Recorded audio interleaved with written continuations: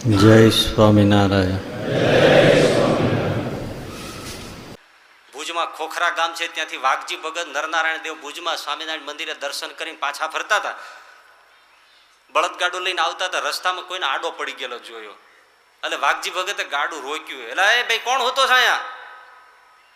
એટલે ઓલાની પાસે જઈને બોલ્યા તો પૂછ્યું તો કે હું તો પદ્ધર ગામનો હાજો આહિર છું.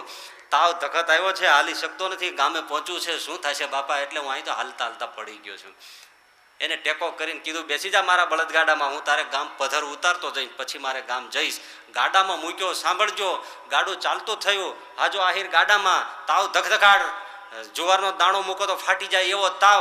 પણ એ હાજા આહિરનો અંતકાળ આવી રહેલો.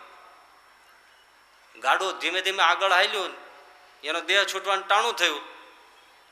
જમપુરીમાંથી ઓલા બે કાકા આવ્યા, ભયંકર કાળા ડિભાંગ જેવા વિરૂપ જમદૂત. આમ સામે દેખાય હાજા આહિરને. પેલા જમદૂત વાત કરે કે માળા કે આને લેવો તો છે, પણ સત્સંગીના ગાડામાં બેઠો છે તે લેવાય કેમ? તે બીજો કે હવે ખમીએ, ગાડામાંથી ઉતરે એટલે ટપ દઈને ઉપાડી લઈ. આ હાજો સાંભળી ગયો. એટલે હાજાએ કીધું ભગત, હા એ ભાઈ સાહેબ મને આમાંથી ઉતારતા નહીં હો. તો કે કાં? મને લેવા જમદૂત આવ્યા છે, મારા પાપનો પાર નથી. એ એમ કે છે ગાડામાંથી ઉતરે એટલે ટપ દઈને ઉતારી નાખું.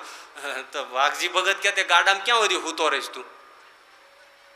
અરે ભગત પણ શું કરું? એક ઉપાય છે, મારી પાસે કંઠી છે, હું તને પહેરાવી દઉં તો આ કાળ આંટા મારે. અરે ભગત મને તો ભગવાનને શરણે લઈ લો ને કંઠી પહેરાવી દો, મોત ભાળી જાય પછી હું ન થાય ભાઈ. એ પધર ગામ આવ્યું.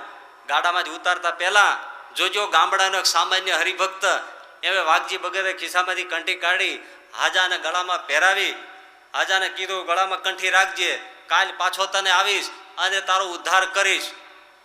ઉતારીને ગામના પાદરમાં ઓટો તો ત્યાં બેસાડ્યો કે હવે અહીંથી તું તારે ઘરમાં ચાલ્યો જજે.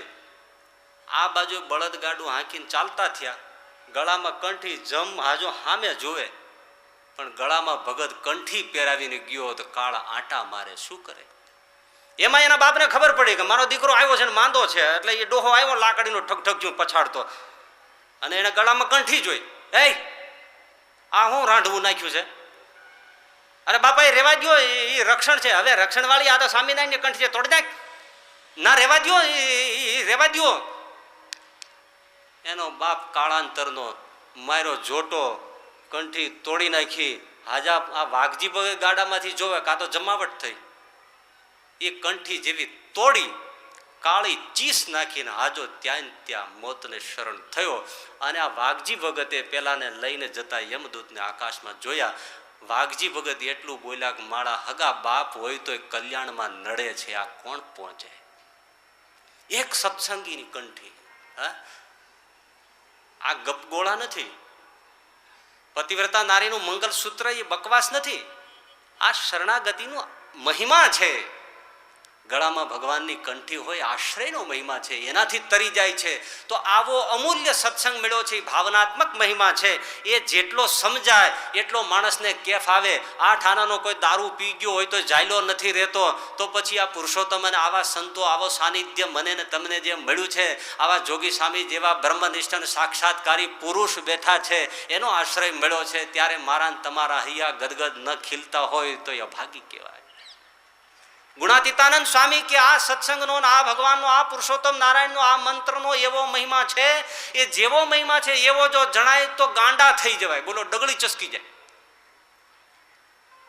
પણ જ્યાં બેઠા છે અને જેનો સંગ છે અને જેનું ભજન કરીએ છીએ, જેની ગળામાં કંઠી છે, જેની સવારે પૂજા કરીએ છીએ, એનો મહિમા આવવો જોઈએ. શ્રીજી મહારાજ કે જો મહિમા જણાય તો આઠો પહોર આનંદના સાગરમાં ઝૂલા કરે અને સતત કેફ વર્તાયા કરે. આલસી ઘાંચી હતા તો અખંડ ઝૂમતા હોય, કીર્તન ગાતા હોય, પોતાનું કામ કરતા હોય. કોઈ પૂછે ભગત આ શું તમને આટલો બધો હરખ છે? તો કે હરખ જ ન હોય, રાંકને રતન મળ્યું છે. મારે તો ઘેર સાચા મોતીડાનો વરસાદ મળ્યો છે. આ સ્વામિનારાયણ મળ્યા છે, એનો આનંદ ન હોય તો શું હોય? એટલે 24ના અંતમાં શ્રીજી મહારાજે કહ્યું બ્રહ્માનંદ સ્વામીના જવાબમાં કે બાળકના હાથમાં ચિંતામણી છે. એવા પુરુષોત્તમ નારાયણ મળ્યા, એવા સંત મળ્યા, અને મહિમા ન સમજાય તો ખોટ છે.